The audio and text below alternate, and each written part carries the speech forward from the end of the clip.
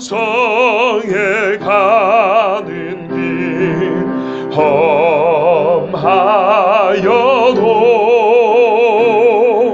생명길 되나니 은혜로다. 천사 날 부르니 늘 찬송하면서 주께 더 나아가기 원합니다.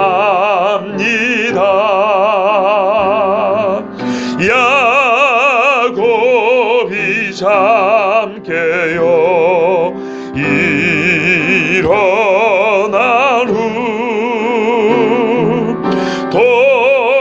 돌단을 쌓은 것 본받아서 숨질 때 되도록 늘 찬송하면서 주께 더 나아가기 원합니다.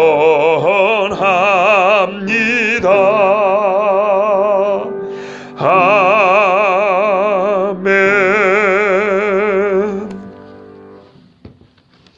하나님 말씀 히브리서 9장 16절에서 22절 말씀입니다.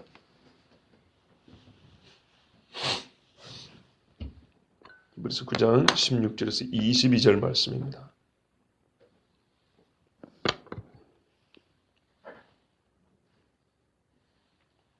기도하시고 마지막 절 함께 읽겠습니다. 유언은 유언한 자가 죽어야 되나니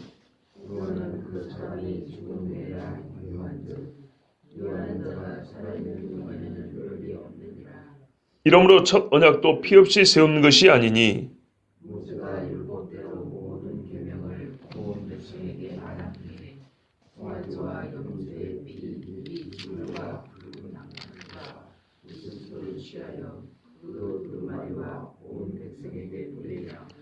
이르되 이는 하나님이 너희에게 명하신 언약의 피라 하고 또한 이와 같이 그를 장막과 섬기는 일에 쓰는 모든 것에 뿌렸느니라. 율법을 따라 거의 모든 물건이 피로써 정결하게 되나니 피 흘림이 없은즉 사함이 없느니라. 아멘. 왜 갑자기 유언일까요? 약속하다가 왜 갑자기 유언이라는 말이 나왔을까요? 성찬식 제정의 말씀을 하려고 하는 건가요? 예수님이 돌아가시기 전에 했던 말씀, 아니면 십자가상의 7원, 가상 7원이라 그러죠. 그 이야기를 하려고 하는 건가요? 아니면 부활하시고 승천하시기 전에 마태복음 28장의 대위임 명령이라든지 사도행전 1장에 성령이 너에게 임하시면 하는 그 말씀을 하려고 하는 건가요? 그것이 아닙니다. 우리는 아직 구약 이야기를 하고 있습니다. 제사와 제물과 제사장 이야기를 하고 있습니다. 일부러 번역을 유언이라고 했고요. 원래 헬라 원어는 똑같습니다. 약속. 디아테케. 똑같은 말입니다. 그런데 디아테케의 원 의미는 약속입니다. 두 번째 의미가 유언입니다. 근데 오늘 본문에서는 이 두 번째 의미를 취해서 번역을 한 겁니다. 그럼 왜 그런가 했더니 내용이 이거는 유언 이야기예요. 죽어야 되나니 사람이 죽은 후에 유효한즉. 그렇지 않습니까? 그래서 두 번째 사전을 찾으면 제2의 의미를 여기다가 번역을 한 거예요. 옳습니다. 이거는 옳습니다. 이미 앞절, 그러니까 15절에 주구사, 부르심을 입은 자로 하여금 영원한 기업의 약속을 얻게 하려 하심이라. 이 말씀에서 어떤 유언적 의미를 찾을 수 있습니다. 보십시오. 기업의 약속, 물려주는 약속이다 이 말입니다. 이거를 조금 더 정확하게 번역한 번역본은 상속유업의 약속. 여기서 기업이란 상속받은 유업 이런 말입니다. 그런 약속이 있다는 거예요. 뭐 하심으로? 죽으심으로써. 그렇기 때문에 오늘 16절에 유언은 죽어야 그게 효력이 발생한다. 이 이야기를 하는 겁니다. 그러니까 이미 15절에서 지금 예수님의 죽음, 즉 피가 유언적 의미가 있다는 것을 암시했고 16절부터는 본격적으로 그 이야기를 해서 예수님의 피에 대한 의미를 최종적으로 이제 정리를 하려고 하는 겁니다. 그래서 맨 마지막 22절에 피가 없은즉 죄삼이 없느냐 이렇게 되어 있죠. 이게 이제 하나의 격언 형태로 우리에게 마무리 정리를 해준 겁니다. 자, 그 전에 하나 깨달을 게 뭐냐? 피는 다른 말로 죽음이라 그랬죠.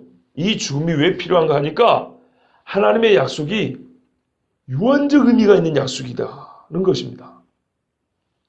세상에 있는 모든 약속이요, 쌍방간의 약속입니다. 그죠? 쌍방간의 약속이고 서로 간에 유익합니다. 유언은 희한하게 일방에게 유익합니다.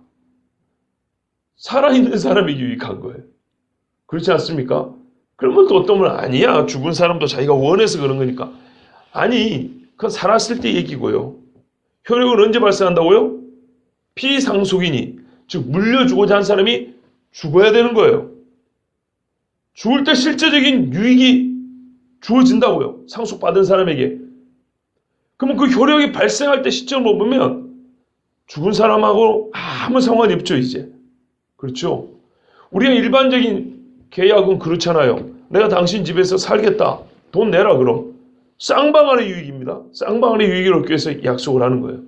그런데 예수님의 죽음은 유언적 의미가 있어서 어떻게 보면은 살아있는 우리 인간에게 절대적으로 유리한 유익을 주기 위한, 그리고 예수님은 그 유익을 주기 위해서 어찌해야 된다고요?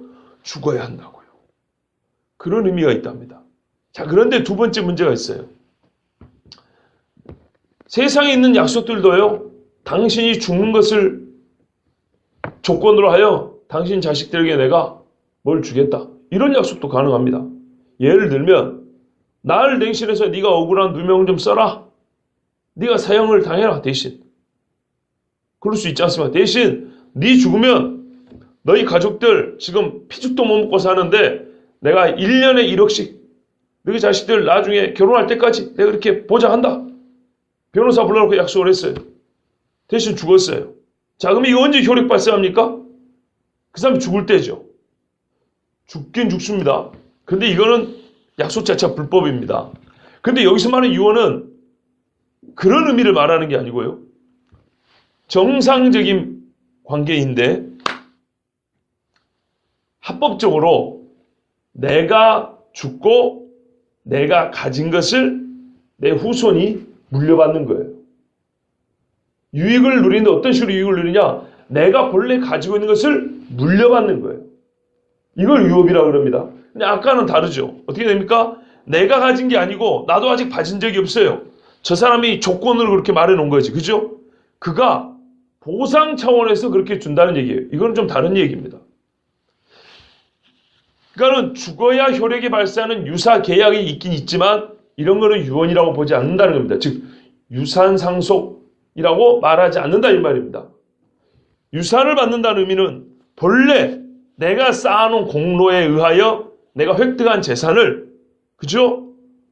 내 유언에 따라 내 죽은 다음에 누군가에게 물려줄 때, 보통은 자식이죠. 그죠? 이렇게 물려줄 때 그거를 유언과 유산이라 그럽니다. 그렇죠?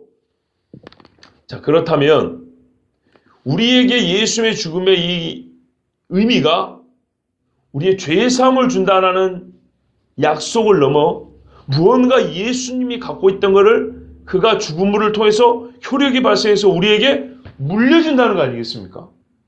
그렇죠? 그러니까 유언이라 그런 거죠. 그러니까 유산상속이라 그러고 그럼 뭘 받냐 이 말이죠. 뭘요? 우리는 이미 뭐 다 알고 있는 겁니다. 예수님의 의로우신, 율법을 완전하게 지키신, 하나님이 인간에게 요구한 완전함, 그 거룩함을 예수님이 다 지키셨어요. 여러분, 율법을 지켜야 거룩하다 그런 겁니다. 성경 분명히 그렇게 말합니다. 우리 인간은 지킬 수가 없어요. 하나님의 아들 예수님은 율법 아래 나셔서 율법을 완성하셨어요. 여러분, 하나님이 스스로 만드신 것을 아무 뭡니까? 충족된 게 없는데 폐하신다. 이건 있을 수가 없는 겁니다. 하나님은 말장난하는 분 아닌데 반드시 지키라고 준 거예요. 그런데 인간 중에 지킬 자 없으나 하나님의 아들 예수님이 다 지키셨어요. 그 공로를 누구에게요? 우리에게 준다고요. 언제요? 언제요? 죄인인 우리에게 주는 방법은 뭐 해야 된다고요? 중보자가 죽어야 한다고요. 그래서 그의 율법을 다 지킨 그 거룩과 의로움의 공로를 우리에게 준다고요. 그렇죠? 그의 죽음을 통하여서 그때 효력이 발생합니다. 단 우리가 그걸 받는 방편은 믿음이라는 방편을 통해서 받는 겁니다. 또 하나 있습니다. 우리가 일찍이 히브리서 첫 장 읽을 때 2절에 이렇게 되어 있어요. 첫 장 1절 2절에 이 모든 날 마지막에는 아들을 통하여 우리에게 말씀하셨으니. 그렇죠. 이 계시가 아들을 통하여 주어졌다고 그랬습니다. 그런데 그 뒤에 이어서 이런 말씀이 있어요. 이 아들을 만유의 상속자로 세우시고 이랬어요. 아들을 만유의 상속자로 세우셨다. 그러니까 하나님이신 그분이지만은 예수님이 즉 하나님의 아들 그분이 이 땅에 왔을 때 우리가 그를 예수님이라 부르고 하나님의 아들이라 그러죠. 그렇죠? 그분이 이 땅에 오고서야 만유의 상속자가 됐다는 겁니다. 우리가 이에 대해서는 2장 4장에서 이미 그 고난을 받으심으로 구원의 근원이 되신 이 얘기 다 들었으니까 다시 한번 보십시오. 빌립보서 2장에도 말씀하신 것 같이 본래 그는 창조주로서 모든 피조물의 주인이시지만 중보자적 직무를 감당하셔서 중보자의 직무를 감당한 자에게 주시는 영광과 존귀는 네가 피값으로 산 것들 네 손 안에 주노라 이 말입니다. 그게 만유의 상속자입니다. 누구라고요? 예수 그리스도가. 바로 이것을 누구에게 준다고요? 자기 건데 말하자면 자기 재산이고 자기 소유인 것을 믿는 자에게 넘겨주겠다 이 말입니다. 함께 누리자고. 그러면 뭐가 있어야 됩니까? 죽음이 있어야 되는 거예요. 우리에게 물려주기 위하여 죽음이 있어야 되는 거예요. 그거는 누가 물려받냐? 죄 씻음 받은 자가 받는 거고 그리스도와 성령으로 연합한 자가 받는 거란 말이에요. 그런데 죄 씻음과 연합이라는 것은 그 거룩한 분과 이것이 가능하려면 먼저 그리스도 자신이 죽으셔야 되는 거예요. 그래서 예수님이 죽으신 이 피의 의미는 하나님께서 언약과 유언의 이중적 의미를 담아주셨다는 겁니다. 우리가 그걸 알아야 합니다. 그러니까 지금 이야기하는 건 왜 피가 필요하냐는 얘기를 하는 거예요.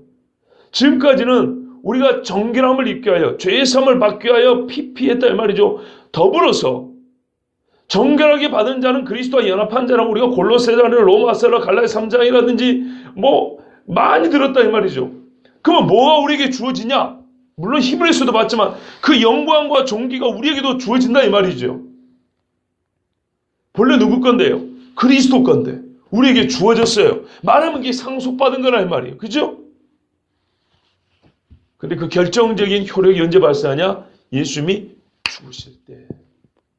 그래서 제사장 이야기를 할 때도 예수님의 이 탁월한 제사장 역할, 이 제사장직의 얘기를 할 때에 먼저 일반 보편적인 제사장이 어떤 조건을 충족하는가, 어떤 역할을 하는 걸 말한 다음에 예수님은 그보다도 탁월하지 않냐 이렇게 말한 것처럼 지금 일반적인 유언을 얘기하는 겁니다.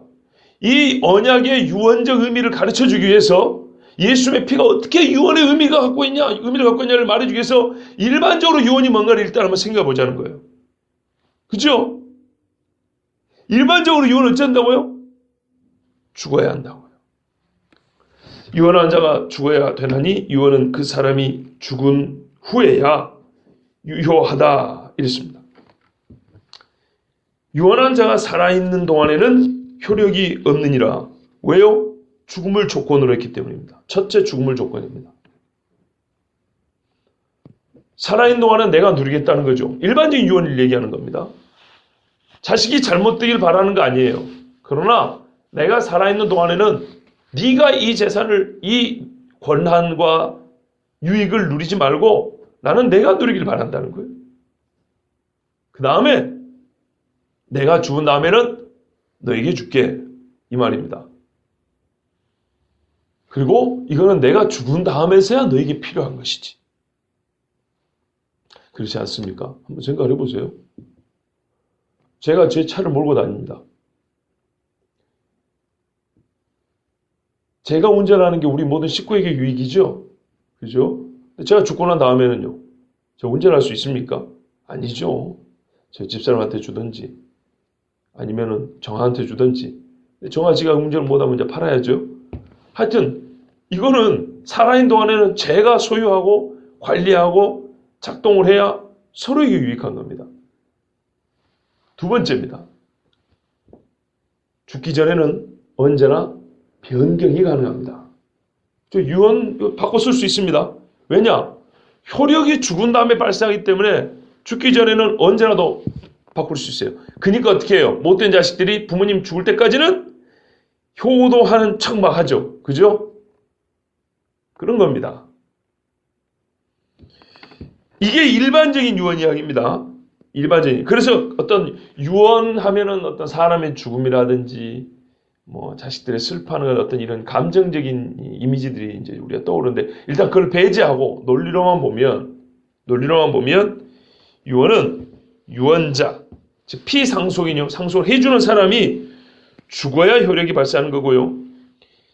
피가 있어야 효력이 상속인에게 주어지는 것이 유언입니다. 자, 그런데 이제 말이에요. 이런 절대적인 은혜, 왜 하나님이 우리에게 그렇게 약속을 하셨을까요? 어떻게 보면 상당히 슬프단 말이에요. 왜 우리 약속을 했을까요? 이게 봐보세요. 예수님은 세상에서 누린 게 하나도 없어요. 그리고 고난만 당하시고 죽으셨어요. 근데 우리는 아무것도 한 게 없어요. 근데 왜 하나님은 그런 방식으로 우리에게 이 엄청난 은혜를 주셨을까요? 대답은 딴 거 없습니다. 우리를 사랑하시기 때문에. 그리고 그의 공의는 그리스도 예수님의 피를 요구하기 때문입니다.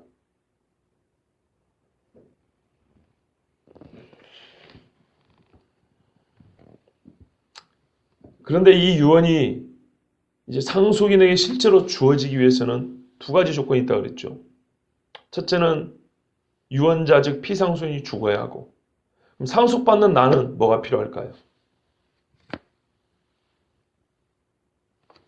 받기 위해서, 상속을 받기 위해서 뭐가 필요할까요? 재산을 불리는 데 내 공로가 필요합니까? 공로를 보태면 상속을 해주고 안 보태면 상속을 안 해줍니까? 부모들이 그렇습니까? 물론 폐류나에게는 상속을 안 해주는 경우가 있어요. 저는 우리 지금 일반적인 얘기를 하는 겁니다. 그런 뭐 특수한 경우들, 뭐 잡다하게 많은데 그것들을 얘기하지 않고 일반적으로 상속을 받기 위해서 필요한 조건은 뭐냐면요, 신분 유지입니다. 그렇죠? 내가 아들이면 되는 거예요. 내가 아들이면 되는 거고, 아들에 더하여 뭐가 필요하진 않아요. 그렇지 않습니까? 상속을 받기 위해서는 신분 유지, 즉 두 사람 간의 관계 유지를 하면 되는 겁니다. 두 번째는요, 내가 스스로 거기서 벗어나지 않으면 돼요. 그 말이 그 말인데요. 주어진 관계에 대하여 벗어나지 않으면 돼요. 자, 그러면 우리 구약시대 율법을 한번 생각해 보세요. 누가 누구를 불렀습니까? 이스라엘이 하나님 불렀습니까? 하나님이 이스라엘 불렀습니까?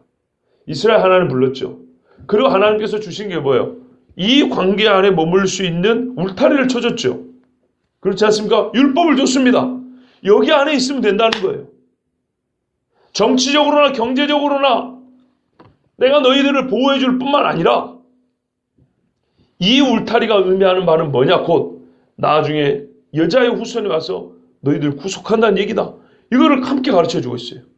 여기 머물러 있으면 돼요. 스스로 이탈하지 않으면 돼요.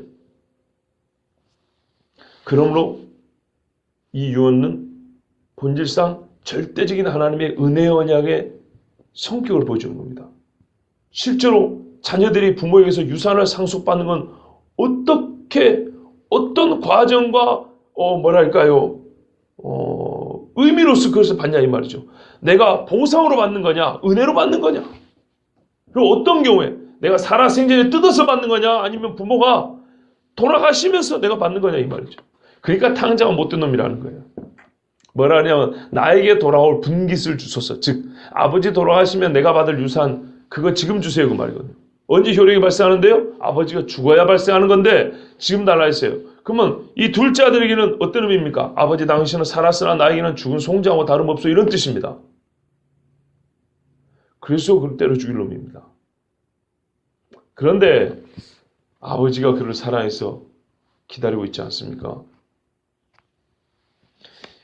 자, 그러니까는 유언을 생각할 때도 주님이 우리에게 주신 이 언약은 얼마나 감사하고 은혜로 충만한지 우리가 그걸 깨닫게 됩니다.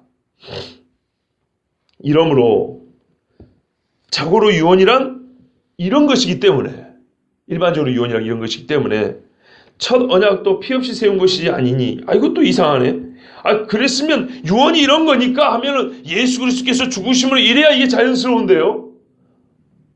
다시 첫 언약으로 갑니다.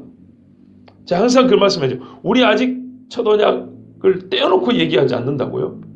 그리고 예수님의 탁월함과 존귀함은 첫 언약의 좋음 위에 있다고요. 그렇죠? 그러니까 첫 언약을 생각해 봐야 돼요. 하나님 주시는 언약은 항상 이런 의미가 있어요. 그러면 첫 언약도 그러냐? 그렇다. 그러면 하물며 첫 언약이 그러할진데 새 언약의 중보자이신 예수 어찌하겠냐 이 말이죠. 이제 히브리서에 있는 어떤 방법이 이게 좀 보이시죠? 처음부터 방법을 배울 필요는 없어요. 읽다 보고 듣다 보면 자연스럽게 우리가 이렇게 터득이 되는 겁니다. 첫 언약도 피 없이 세운 것이 아니니, 바꿔 말하면 죽음 없이 세운 것이 아니니, 즉 말하면 유언적 의미가 있는 언약이니, 이런 말이 되죠. 첫 언약도 피 없이 세운 것이 아니니 모세가 율법대로 모든 계명을 온 백성이 말한 후에 송아지와 염소의 피 및 물과 붉은 양털과 우슬초를 취하여 그 두루마리와 온 백성에게 뿌리며. 우리 일찍 읽은 출애굽기 24장 이야기입니다. 출애굽기 24장에 모세가 꼭 이렇게 했어요. 전날 율법을 약속을 했어요. 그 다음에 기록을 한 다음에 다시 읽었어요. 낭독을 했죠. 그리고 너희가 순종하겠느냐? 아멘 했어요. 좋다. 그러면 조인식을 하자 해가지고 짐승전에 그 피를 가지고 어떻게 했어요? 하나님의 두루마리에 뿌렸어요. 중보자입니다. 계약의 양 당사자는 하나님과 백성입니다. 그래서 하나님을 대리하는 두루마리, 하나님의 말씀에 피를 뿌렸어요. 그리고 백성에게 뿌렸어요. 여러분, 피는요 흘리기만 하는 게 아니고 뿌리기도 하는 겁니다. 자, 이렇게 뿌려가지고 양 당사자가 하나님 앞에 언약을 맺게 된 거예요. 이게 첫 언약입니다. 그때 모세가 이렇게 언약 조인식을 마무리하면서 공포를 했어요. 이르되 이는 하나님이 너희에게 명하신 언약의 피라 그랬어요. 언약의 피라. 성경 스스로가 언약의 피라고 말을 했습니다. 그래서 제가 그때도 말씀드리기를 이것도 학자들은 행위 언약이라 하지만은 왜냐하면 행위를 요구하기 때문에 뒤에 보면 하나님이 명한 이렇게 돼 있어요. 그래서 행위를 요구하는 건 맞아요. 그럼 예수 우리에게 행위를 요구 안 합니까? 요구하죠. 하나님 주신 모든 언약은 깊은 의미에서는 다 은혜로 주어진 것이고 우리에게 요구하는 것은 예나 지금이나 항상 거룩한 하나님의 자녀로서의 삶, 행위를 요구합니다. 그런데 이제 구약은 조금 더 행위가 많이 드러난 그런 언약이었다는 거예요. 왜냐하면 그때 자체는 그 은혜 언약의 온전함, 즉 죄사함의 온전함은 주어지지 않았기 때문에 행위로 모든 것을 판단하는 그런 좀 예표적인 언약이었기 때문에 이제 행위 언약이라고 하는데요. 하여튼 이때도 피로 맺어진 언약입니다. 하나님이 너희에게 명하신 언약의 피라. 그러니까 그때 다시 언약은 성격이 예수님이 우리에게 세우신 언약과는 조금 달리 피로 맺어진 것은 동일한데 명령적인 언약이에요. 즉 훈계의 언약이고 행위를 요구하는 언약의 성격이 강했다 이런 말입니다. 이해되시죠? 그 행위를 인하여 우리가 예수 그리스도를 믿고 또 믿고 난 다음의 삶을 예표하고 미리 내다보는 그런 언약이었기 때문에 그때는 하나님이 명령하셨고 최종적으로 피로 언약을 확정지었다 이런 뜻입니다. 예표이긴 하지만 예표적 기능에 충실하려면요 빼먹은 건 있으면 안 돼요. 즉 부분적이고 한계가 있지만 예를 들어서 A를 예표하면 A의 원형이 있고 예표가 있고요. B를 예표하면 B의 원형이 있어야 되겠죠. 이런 것처럼 자, 새 언약에 뭐가 있다고 그랬습니까? 유산이 있고 피상속인, 즉 유산을 물려주는 그리스도가 계시죠. 그렇죠? 물론 약속 자체는 성부가 하셨지만 성자 안에 성부와 삼위일체로 함께 계시기 때문에 이렇게 얘기하는 겁니다. 비상속인 그리스도가 있고 우리에게는 생명과 새하늘과 새 땅을 물려주셨어요. 그렇죠? 그럼 구약에 즉 첫 언약일 때도 뭔가 예표가 있어야 되지 않겠습니까? 뭐 제사는 예표했고 뭐 짐승도 어린 양도 예표했고 뭐 이것저것 다 예표했는데 지금 유언 이야기를 했으면 유언을 의미하는 그 피상속과 상속을 의미하는 예표가 있어야 되지 않겠습니까? 있습니다. 구약의 중보자는 여러분 모세 이전에 아니 아론 이전에 모세라 그랬죠. 그렇습니다. 첫 언약 때 중보자는 모세입니다. 봐보세요. 언약 조인식을 아론이 한 게 아니고 모세가 한 겁니다. 아론에게 안수 준 사람, 위임식을 한 사람은 모세입니다. 그죠?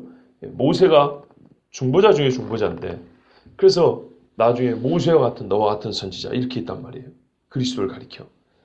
자, 그런데 이 모세가요. 가나안 땅에 들어갑니까? 못 들어갑니까? 못 들어가죠. 왜 못 들어갑니까? 죽었으니까요. 들어가기 전에 죽었으니까. 그러면 가나안 땅을 주리라 할 때 하나님이 뭐라면 이것은 너에게 약속한 땅, 너희 기업이라고 그랬어요.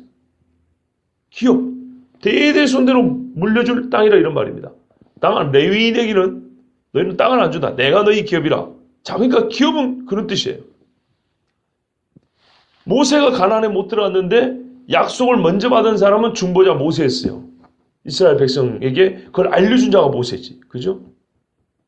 자, 그러면 모세가 왜 못 들어갔습니까? 했더니 죽어서. 그러면 문제입니다. 왜 죽었을까요?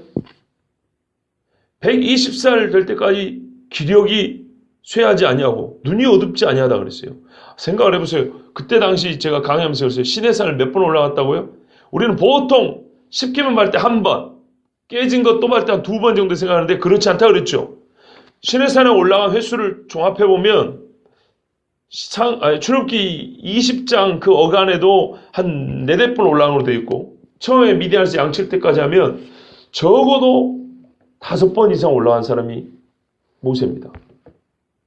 그러니까 기력이 쇠하지 않다고 그랬죠. 그 산이 어떤 산인데 이게 북한산 정도가 아닙니다. 자, 그러면 한번 생각해 보십시오. 모세가 그렇게 기력이 청청한 사람이 왜 죽었냔 말이에요. 자기가 죽는 이 모압 평지 산꼭대기에 올라가서 저기 가나안을 보니까 가나안 땅이 보여요. 그 정도로 눈이 좋아야지. 네? 그런데 왜 죽었죠? 민수기 20장에 보면 이 마삼 물가에서 반석을 명하여 물을 내라 했는데 성질이 나가지고 내가 너희를 위하여 물을 내랴 하면서 반석을 쳤어요. 그때 하나님이 백성 앞에서 내 거룩함을 드러내지 아니한 거로 너는 약속의 땅에 못 들어간다 이랬어요. 자, 그래서 못 들어갔습니다. 자, 그러면 모세가 부끄러운 줄 알아야 되는데 자기 죽음에 대하여 신명기에 가서 모압 평지에서 가나안 땅 들어가기 직전에 한번 설교를 또 합니다.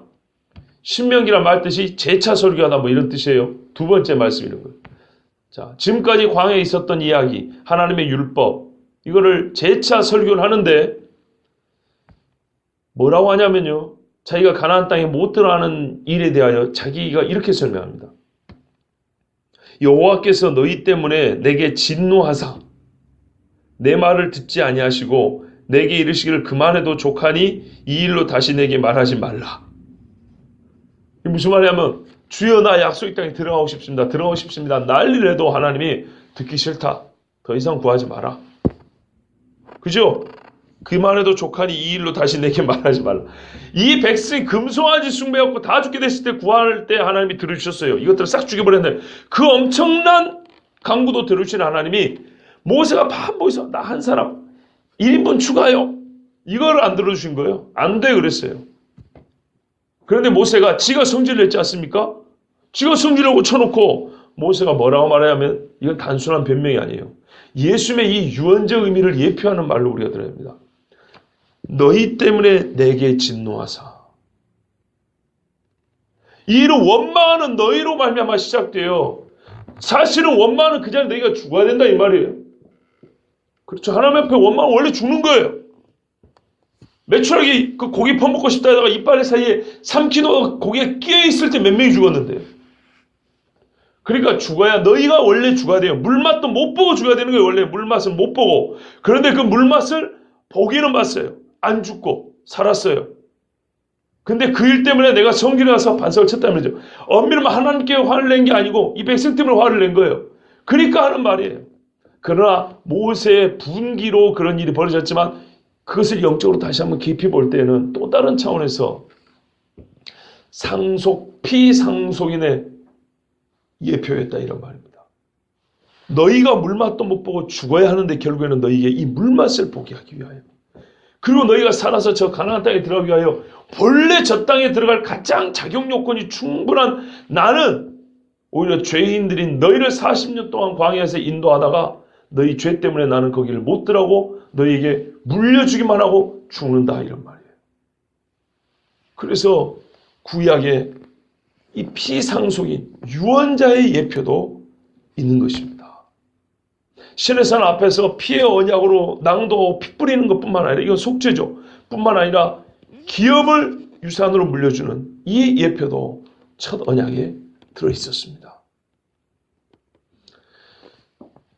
또한 이와 같이 피를 장막과 섬기는 일에 쓰는 모든 그릇에 뿌렸느니라. 더하여 송아지와 염소의 피를 속죄하고는 직접적인 상관이 없는 것들, 또 기업을 상속하는 일에도 직접적인 상관이 없는 것들에도 뿌렸어요. 무슨 말이냐면 다시 보세요. 피를 장막과 섬기는 일에 쓰는 모든 그릇에 뿌렸느니라.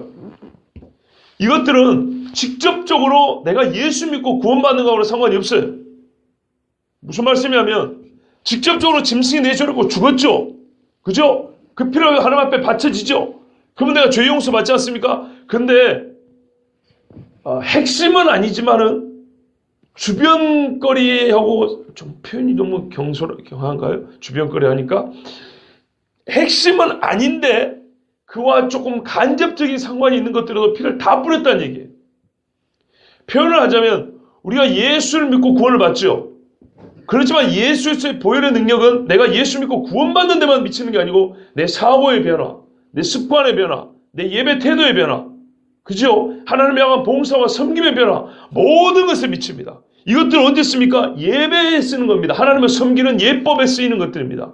그 절차에 쓰입니다. 내가 예수를 믿고요. 우리가 주일날 예배 드리는 것처럼 이런 절차를 다 지키지 않아도 우리 새벽 예배의 절차는 얼마나 간소합니까? 절차에 목숨을 걸 것 같으면 이런 예배가 아니죠. 그렇지 않습니까? 그러나 예배에 있어야 될 중심은 여기도 다 들어있어요. 그리고 주일 예배는 그거를 조금 더 풍성하게, 더 깊게 우리가 예배 의식을 지키는 겁니다. 그런 의식 하나하나를 예표하는 것들이 이 성막과 관련된 기물들이라면 이것들이 내가 하나님께 나한테 중심적인 역할을 감당하는 건 아니지만서도 하나님을 섬긴다 하는 사람은 이제 예수 그리스도의 피 흘림으로 속죄를 받은 사람은 모든 예배 절차와 의식에도 그의 피로 인하여서 예수님의 피로 인하여 거룩하고 합당하게 행해야 된다 이 말입니다.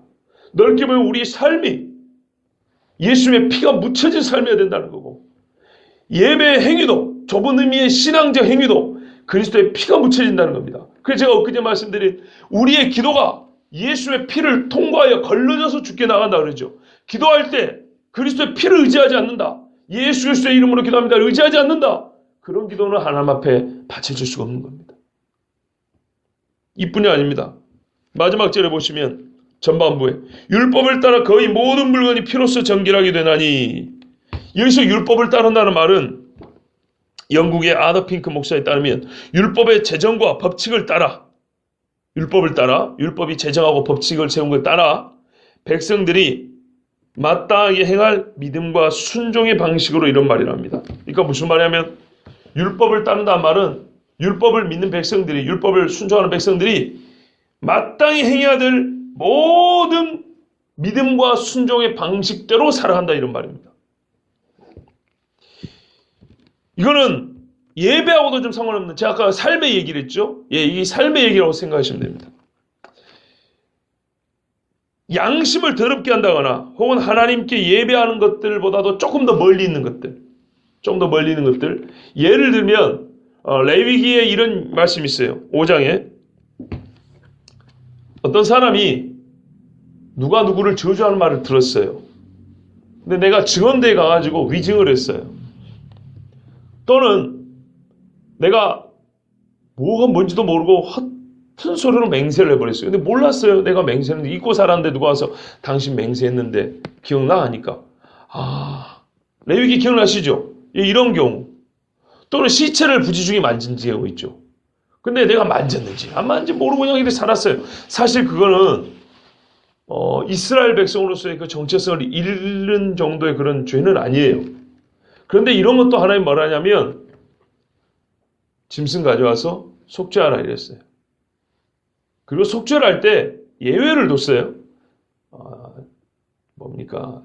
재력이 좀 약하면 비둘기도 괜찮다. 이런 문제들. 그렇죠? 이런 문제들을 지금 의미한다는 겁니다.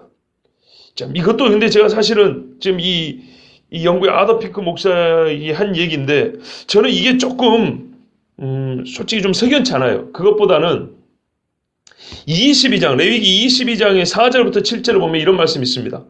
아론의 자손 중 나병 환자나 유출병자는 그가 정결하기 전에는 그 성물을 먹지 말 것이요, 시체의 부정에 접촉된 자나 설정한 자나 무릇 사람을 부정하게 하는 벌레에 접촉된 모든 사람과 무슨 부정이든지 사람을 더럽힐 만한 것에 접촉된 자는, 자, 곧 이런 것에 접촉된 자는 저녁까지 부정하니 그의 몸을 물로 씻지 않으면 그 성물을 먹지 못할지며 해질 때야 정하리니 그 후에야 그 성물을 먹을 것이니라. 이는 자기의 음식이 됨이니라.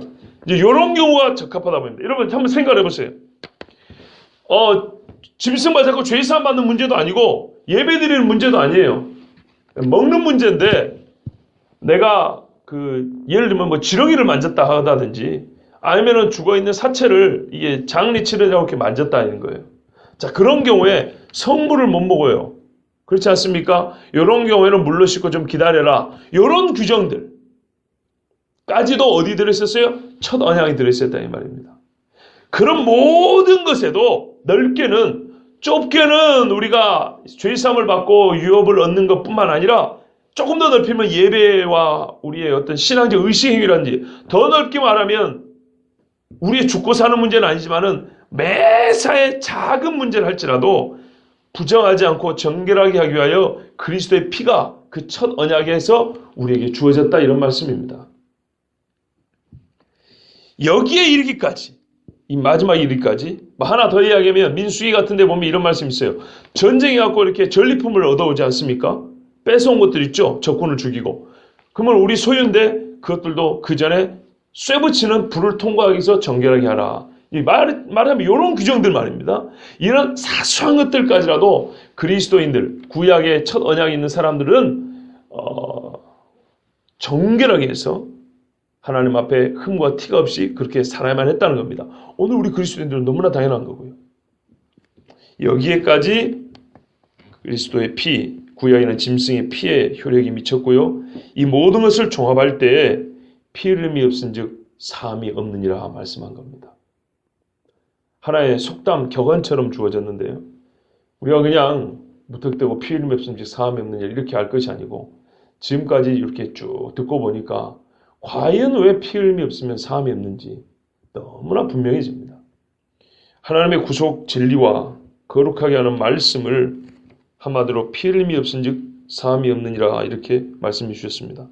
에스겔 18장 20절에 범죄하는 그 영혼은 죽을지라 하셨고, 전도서 7장 20절에 범죄하는 영혼은 죽는데 세상에 범죄하지 아니한 사람, 죄를 짓지 아니한 사람은 하나도 없다 했고, 로마서 3장 10절에도 의인은 없나니 하나도 없다 그랬습니다. 그럼 우리는 다 죽어야 합니다. 그러므로 참되고 영적이고 영원한 구원에서는 죽임을 당한 짐승들로서 예표된 그리스도의 피를 믿는 자에게만 이 죽지 아니함이 허락됩니다. 죽지 아니하고 영원한 새하늘과 새 땅을 얻는 그 기업이 우리에게 상속됩니다. 그리스도의 죄물되심을 거부하는 영혼은 반대로 절대 구원을 못 받고 그리스도의 피가 약속하고 효력을 발생케 한 그 상속 유업을 받을 수가 없습니다. 그러므로 약속은 은혜로 주어졌지만 조건은 공로적인 의미가 아니라 관계적 의미에서 믿음이 필요하다고 했습니다. 우리에게는 믿음이 있어야 하고요. 하나님은 그 믿음을 보시고 그리스도의 피로 말미암은 상속 언약을 효력 있게 하사 우리에게 영원한 하나님의 자녀의 권세와 새하늘과 새 땅을 허락하심을 믿습니다. 기도하겠습니다.